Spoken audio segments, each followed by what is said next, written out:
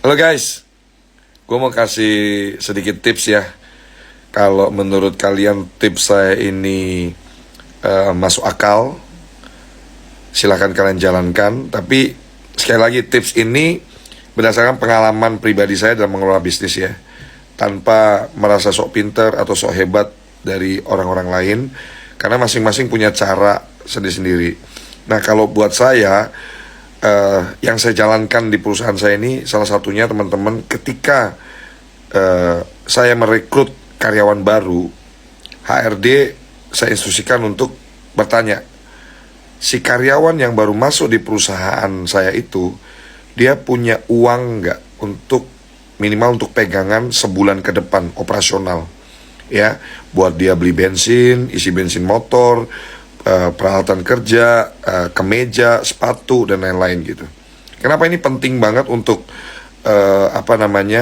kita sebagai pemilik usaha, pemilik bisnis yang baru merekrut karyawan, ini penting banget untuk kita tanya itu dan kita kasih solusi.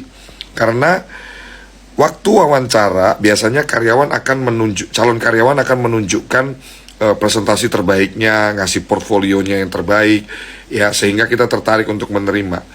Dan fatalnya adalah ketika pemilik bisnis atau pelaku usaha dia lupa untuk menanyakan si karyawan yang akan bekerja besok di perusahaan kita itu, dia punya uang nggak untuk dia bekal transport untuk dia berangkat ke kantor kita besok. Nah, jangan sampai ketidakpedulian kita itu mengakibatkan si karyawan ini dia senang nih keterima di perusahaan kita, tapi karena dia takut untuk ngomong ke kita, sehingga dia mengalahkan segala cara nih, entah minjem ke teman, ke keluarga, atau pinjem ke pinjol. Yang ada hari pertama dia kerja di perusahaan kita, bukannya produktif, bukannya langsung menunjukkan skill terbaiknya, yang ada dia akan kepikiran terus, stres gitu, ya, mikirin, waduh, besok lagi gue berangkat ke kantor, minjem siapa lagi ya gitu. Jadi ini salah satu tips yang cukup berhasil saya jalankan di bisnis saya.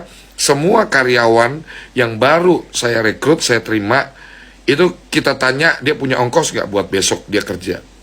Kalau dia nggak ada ongkos untuk kerja, kita support dari perusahaan, supaya di hari pertama dia bekerja udah bisa menunjukkan performa kerja terbaiknya tanpa harus dipusingkan untuk nyari uang bekal untuk dia bekerja di perusahaan kita.